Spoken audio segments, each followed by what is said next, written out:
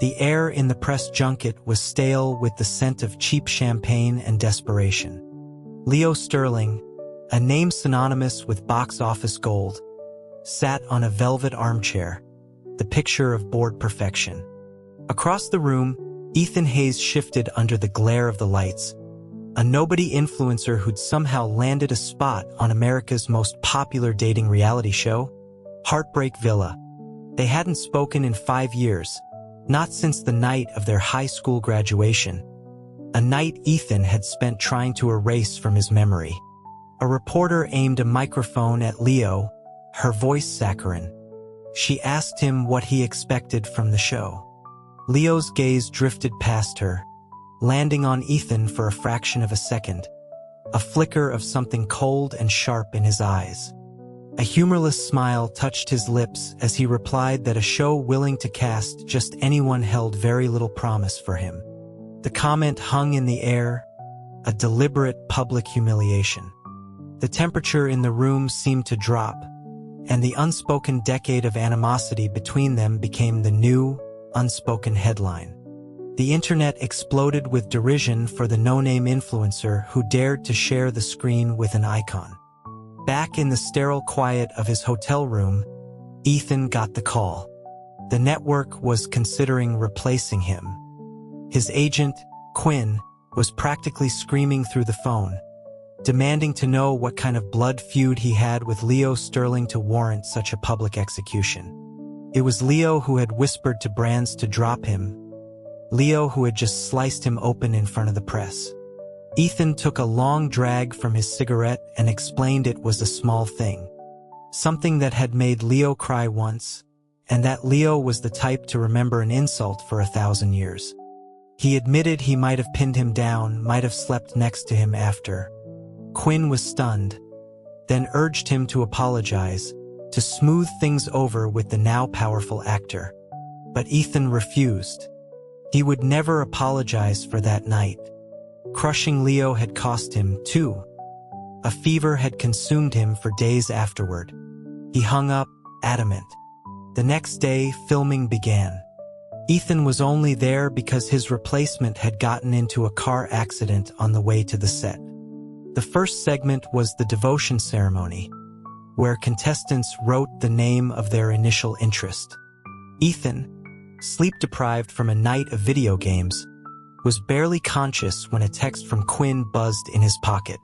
Leo was staring at him. He looked up, and their eyes met across the opulent, flower-drenched set. Quinn's follow-up text ordered him to smile, to placate the king. Under the threat of a lawsuit for breach of contract, Ethan stretched his lips into a painful, professional grin. Leo flinched as if struck, then looked away, his expression curdling as if he'd just swallowed something rotten. Ethan felt a grim surge of satisfaction. The results were predictable. Every woman chose Leo, except for Cassandra, the statuesque heiress sitting beside Ethan. She had been staring at his face, completely forgetting to vote. Ethan leaned in, his voice a low murmur, and asked if she was going to vote for him after all that staring. She blushed, crossed out Leo's name, and wrote Ethan's. For the first time, a camera focused on him. Then came Leo's choice, a move that sent shockwaves through the production. He ignored his pre-scripted partner, a bubbly starlet named Chloe, and chose Cassandra. It was a declaration of war, a clear move to steal the one person showing Ethan any interest. The showrunners were ecstatic. The unscripted drama was better than anything they could have written. That night, headlines blared about Leo's surprise preference for the older, wealthier woman.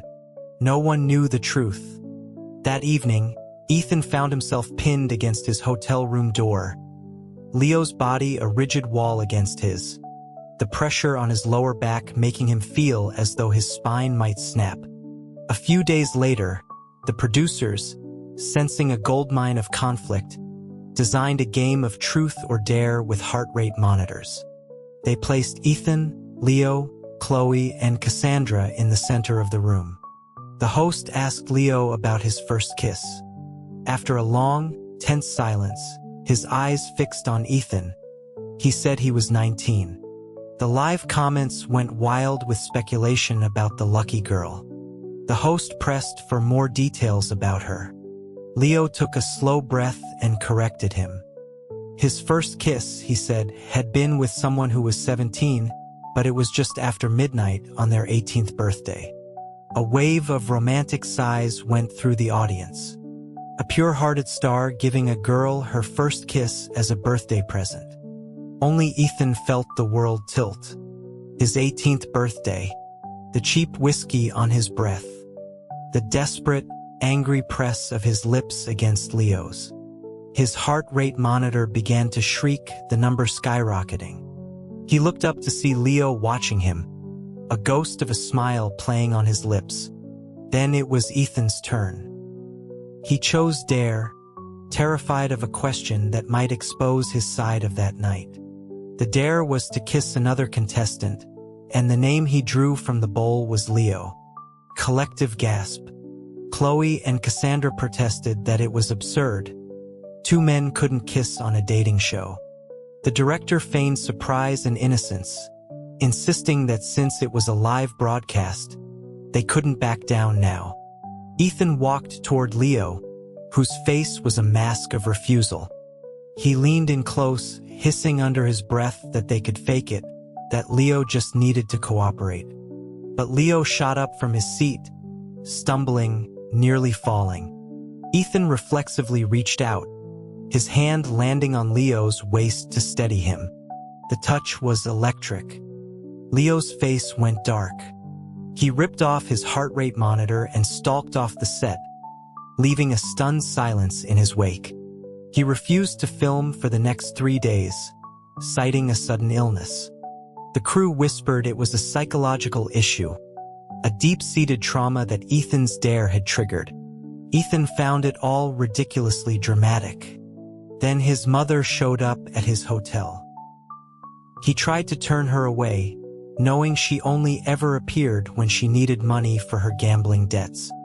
She insisted she was just there to see him, holding out a container of lasagna, Leo's favorite. She told him to take some to his stepbrother to mend fences. He didn't reply. As she left, he looked up and saw Leo standing at the end of the hall. Leo walked past him without a word. Ethan called his name, then called him bro. That made him stop. Ethan offered him the lasagna, which Leo refused. The air was thick with 5 years of unspoken things. Ethan noticed how pale Leo looked and realized the illness wasn't an act. His chronic stomach issues, always triggered by stress, had flared up. He ended up forcing Leo to the emergency room. As Leo received an 4 drip, they finally talked. Ethan asked if he would continue the show, if he hated him that much. Leo shot back, asking why Ethan had returned after cutting all ties. Ethan joked that he couldn't stay away, that he'd come back because he was afraid Leo missed him too much. The joke fell flat. Leo's face tightened. Then Ethan brought up Chloe, Leo's rumored fiancée. He asked if he'd get an invitation to the wedding, a fat check as the best man. Leo's mood soured completely. He told Ethan that if he was only back for money, he could forget it. He called Ethan and his mother disgusting, just like his father, who had been scammed out of a fortune by her. The word disgusting hit Ethan like a punch. He placed a bank card on the bedside table, $1 million, a first installment on the $10 million his mother owed. He told Leo he could have him kicked off the show, that he didn't care anymore, and then he left. When the show resumed, a punishment was in order for Ethan's failed dare. He and Chloe, who had also refused her dare, were to perform a duet. Chloe threw a tantrum and refused to dance with him. Just as the production was about to grind to a halt, Leo spoke up. He would take her place. Everyone assumed he was being the gallant boyfriend, but as the music for Troublemaker started, a song they had choreographed together in high school, it was clear this was something else. They moved together with a familiarity that was both beautiful and brutal. In the middle of a complex lift, Leo's hand drifted to Ethan's throat in a move that wasn't rehearsed, his eyes burning with a silent question. As the lights went down, the audience roared. Backstage, Ethan furiously shoved him away, demanding to know what he was playing at. Leo, looking strangely calm, said it was just a dance move. He then offered Ethan $10 million not to flirt with anyone else. The suggestion was so absurd, Ethan choked on his own smoke. Leo's composure finally cracked. He confessed he didn't know what he was doing, what he was feeling. He grabbed the cigarette from Ethan's lips, took a drag, and the look in his eyes became dangerous. He asked if they could just try. Then he leaned in and kissed him, a deep, searching kiss that tasted of nicotine and confusion. Ethan shoved him away, shouting that he was straight. Leo's reply was a quiet, desperate, "So am I." The kiss changed everything. Ethan couldn't sleep. The two of them became a trending topic. Their dance replayed endlessly. The producers, sensing a shift in the audience, put them in the same dorm room for the next segment. The moment they were inside, Leo covered the camera lens and offered to blow-dry Ethan's hair, just like he used to when they were kids. The gesture was so tender, so out of place, that it disarmed Ethan completely. Later, in the privacy of the bathroom, away from the cameras, Leo pinned him to the door and kissed him again, a raw, possessive act. The dynamic shifted. Over the next few days, Leo was visibly happier, constantly smiling at his phone. The online consensus was that he was deeply in love, but no one could figure out with whom. Then, his mother's gambling debts resurfaced. Ethan learned from Chloe that Leo had been secretly paying them off for years, even leveraging his own career to do so. The knowledge was suffocating. It threw them back into that old dynamic. Leo the benefactor, Ethan the charity case. He confronted Leo, who admitted it, saying he just didn't want Ethan to have to ask anyone else for help. Ethan exploded, accusing Leo of treating him like a prostitute, paying for his affection. The unequal footing was unbearable. He began to pull away, ignoring Leo's texts and calls. A paparazzo contacted Ethan with photos of him and Leo, demanding an impossible sum of money. Chloe found him, offering a way out. She would handle the photographer if Ethan disappeared and allowed her to announce an engagement to Leo. The rumor would die, and Leo's career would be safe. It was a cruel, perfect trap. Ethan realized that, in their current state, he would always be the one dragging Leo down. He agreed.